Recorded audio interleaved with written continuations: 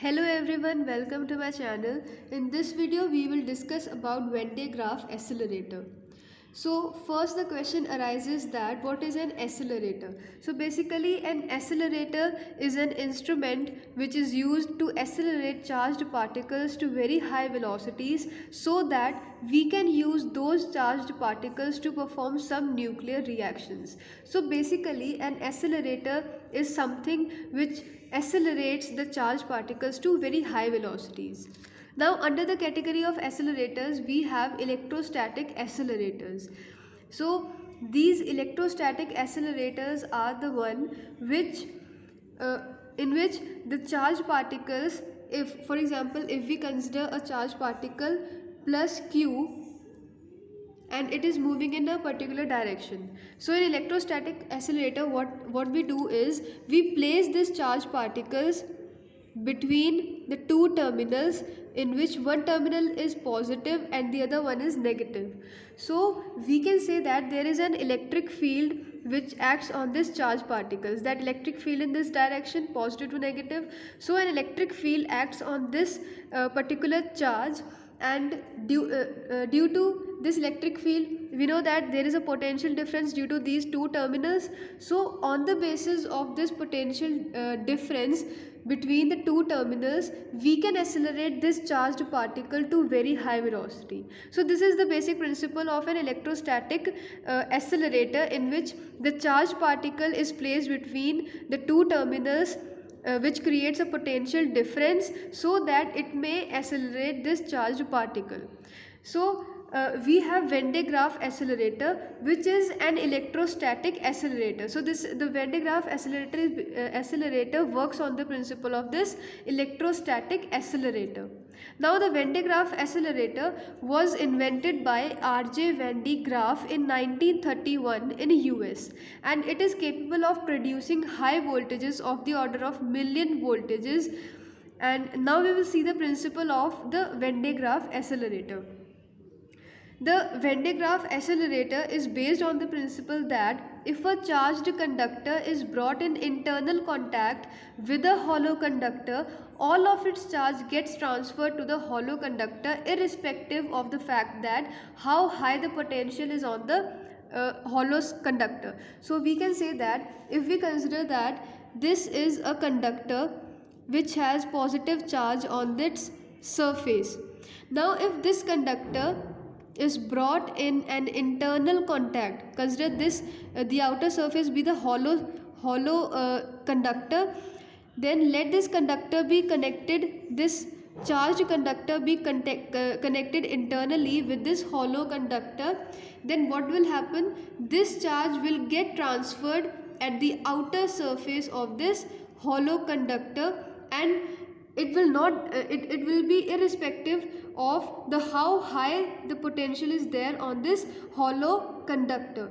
So basically the main principle of the Van de Graaff accelerator is that whenever a charged conductor is brought in contact with the hollow conductor, then whole of its charge is transferred to the outer surface of the hollow conductor. Now the question is that why this charge is transferred on the outer surface of the hollow conductor, why doesn't it get deposited on the inner side? So the answer to this question is that the electric field inside a conductor is always zero, so the charge cannot accumulate in at the inner surface of the hollow conductor. It will get accumulated on the outer surface. Now we will see the construction of this Venn diagram accelerator. So we have basically a high voltage terminal which is a hollow spherical shaped conductor. It is also called a dome or a terminal. Then we have an insulating belt which is made up of paper, silk, rayon or any non-conducting material, and it passes over the two pulleys P1 and P2. The pulley P1 is mounted on the grounded edge of this structure and the pulley P2 is inside this dome. Then we have two electrodes C1 and C2 in the shape of comb. So the reason why we have chosen these electrodes in the shape of comb is that we know that the shape of comb is this. So whenever we have spiky ends, at the spiky edges we have more surface charge density as compared to the plane surface. So as compared to this plane surface, we have more surface charge density at these spiky ends. So to have large surface charge density, we use the electrodes in the shape of comb. And the comb C1 is called spray comb, which sprays the charges on this conveyor belt, and the comb C2 is called a charge collection comb, which collects the charges from this conveyor belt. The comb C1 is connected to the high voltage supply. So the positive terminal of high voltage supply is connected to the comb C1. And the comb C2 is connected internally with the dome. Therefore we can say that C2 is placed inside the dome, which is connected internally with this hollow spherical conductor. Then we have an ion source which is placed inside the dome and is connected to the accelerating tube. And this whole structure is evacuated in a pressure tank. This whole structure is a pressure tank which consists of SF6 gas. And the reason why we have placed it in the evacuated chamber or the pressure tank is that if this pressure tank is not there, then the charged particles may collide with the air and they may get scattered. So to avoid this collision with the air, we place this whole structure in a pressure tank which consists of the SF6 gas. In addition to all these things, we have a driving motor which drives this conveyor belt. So now we will look at the working of this Van de Graaff accelerator. A DC voltage supply of 5 kilovolt to 50 kilovolt is applied at a point B. So at the high voltage supply, the high voltage supply supplies a voltage of 5 kilovolt to 50 kilovolt whose positive end is connected to the comb C1. Due to this, a high electrostatic field is set up near the sharp ends of this comb C1, and this electrostatic field produces positive and negative ions. So this discharge of positive and negative ions is called corona discharge.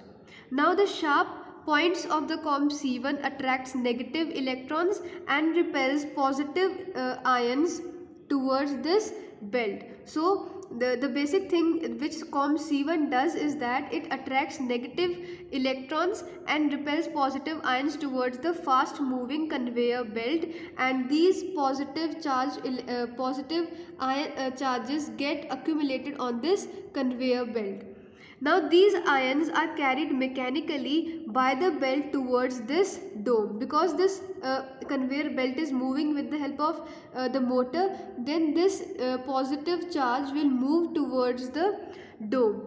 And finally it will reach the comb C2, where this positive charge collects the negative electrons or negative ions from the comb C2, and therefore this conveyor belt gets neutralized and an equal charge is accumulated on the comb C2 because it has given negative ions to this conveyor belt. So an equal amount of positive charges will get accumulated on the comb C2, and since it is connected internally with the hollow conductor, so those charges will now be transferred at the outer surface of the dome. So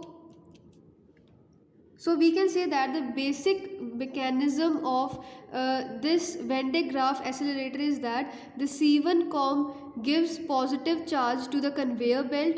This conveyor belt takes this charge towards the dome, where it collects negative ions from the comb C2 and gets neutralized itself. Now C2 has an equal amount of positive charge on it, and because it is connected internally with this hollow spherical conductor, so this positive charge will get transferred on the outer surface of the hollow conductor. Now due to this, we have a potential difference at this point. We can say that plus V volt. So we can increase this potential at very large value by transferring this positive charge again and again, and therefore we can use this Venn diagram accelerator to accelerate the charges, since we have a potential difference plus V volt which is of the order of 5 megavolt, which is very high. So we have a potential difference of 5 megavolt, or we can say that potential difference of millions of voltages at this point, and we consider this point at ground. So if we consider these 2 points, we have a very high potential difference at this point. Now because we have an ion source here, so this ion source will give positive ions like alpha particle or protons. So this ion source will emit positive ions like alpha particles or protons, and as these ions will be emitted from the ion source, they will experience a very high potential difference due to these 2 points. As they will come inside the accelerating tube, they will experience a very high potential difference, and due to this very high potential difference, they will get accelerated to very high velocities, and therefore we can say that they will gain energy of the order of millions of electron volts. So we can say that in this way the energy of the charged particles is increased, or we can say that the positive ions are accelerated to very high velocities. Now these charges can be used or directed to a target nucleus. The target nucleus is placed at this point. So when these positive charges will come through this accelerating tube, they will be having very high velocity, and due to this accelerated charged particles, we can use these charged particles to perform a desired nuclear reaction by striking these charged particles at this target. So we will have a desired nuclear reaction. In this way, the Venn diagram accelerator is used so in this way, a Venn diagram accelerator is used to accelerate the positively charged particles. So we will see the advantage of this Venn diagram accelerator, which is that the charged particles, positively charged particles, gain high energy due to the whole process, and the terminal voltage, or the voltage at dome, is highly stable. So these are the advantages of this accelerator, but along with these advantages we have disadvantages too. And the first disadvantage of this accelerator is that we can only use positively charged ions. So only positively charged ions can be accelerated with the help of this Venn diagram accelerator. And the second disadvantage is that we cannot keep on adding charges infinitely at this point, because at some point of time the leakage of charges start happening. So due to these 2 disadvantages, we modify the Venn diagram accelerator in the form of tandem accelerator, and we will discuss it in some other video. I hope you understood the working principle and the construction of Venn diagram accelerator. In some other video, we will try to explain the tandem accelerator and Pelletron accelerator. Thank you.